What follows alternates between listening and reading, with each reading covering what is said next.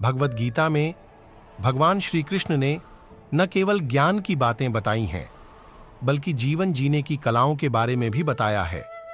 भगवान श्री कृष्ण ने अर्जुन को जो गीता का उपदेश दिया है, वह हर मनुष्य के लिए प्रेरणा स्रोत साबित हो सकता है।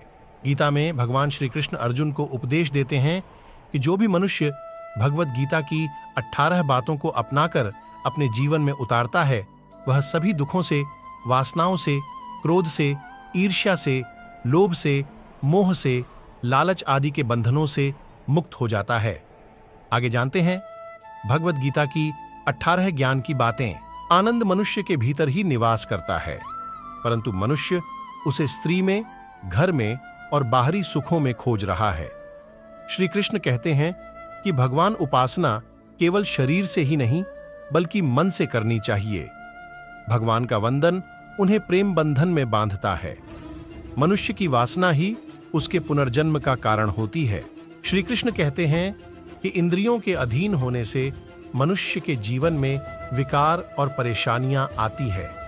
संयम यानी धैर्य, सदाचार, स्नेह और सेवा जैसे गुण सत्संग के बिना नहीं आते हैं। श्री कृष्ण कहते हैं कि मनुष्य को वस्त्र बदलने की आवश्यकता नहीं है, आवश्यकता हृदय परिवर्तन की है। जवानी में जिसने ज्यादा पाप किए हैं, उसे बुढ़ापे में नींद नहीं आती। भगवान ने जिसे संपत्ति दी है, उसे गाय अवश्य रखनी चाहिए। श्री कृष्ण कहते हैं कि जुआ, मदिरापान, परस्त्री गमन, अनैतिक संबंध, हिंसा, असत्य, मद, आसक्ति और निर्दयता, इन सब में कलयुग का वास है। अधिकारी शिष्य को सद्गुरु, अच्छा गुरु अवश्य मिलता है। श्री कृष्ण कहते हैं कि मनुष्य को अपने मन को बार बार समझाना चाहिए कि ईश्वर के सिवाय उसका कोई नहीं है। साथ ही यह विचार करना चाहिए कि उसका कोई नहीं है, साथ ही वह किसी का नहीं है। भोग में क्षणिक, क्षण भर के लिए सुख है, साथ ही त्याग में स्थायी आनंद है। श्री कृष्ण कहते हैं कि सत्संग ईश्वर की कृपा से मिलता है, परंतु कुसंगति में पड़ना मनुष्य के अपने ही हाथों में है।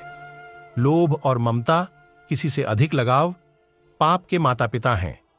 साथ ही लोभ पाप का बाप है।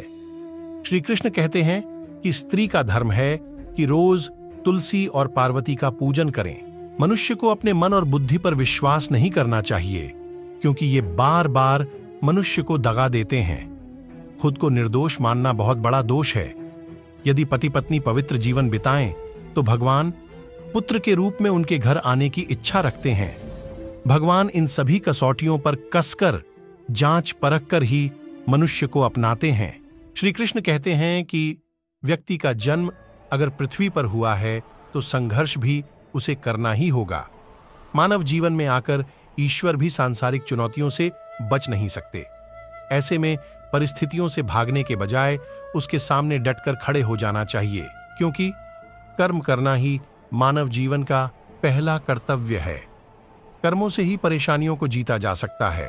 श्री कृष्ण का मानना है कि व्यक्ति को विजय हासिल करने के लिए स्वस्थ रहना जरूरी है, क्योंकि स्वस्थ शरीर से बल प्राप्त होता है और दिमाग भी विपरीत परिस्थितियों में तीव्रता से चलता है, जिसके कारण व्यक्ति हर लड़ाई में सफलता पाता है। तो दोस्तों, फिर मिलेंगे अगले किसी वीडियो में। तब तक के लिए आप अपना ख्याल रखना और हमेशा मुस्कुराते रहना।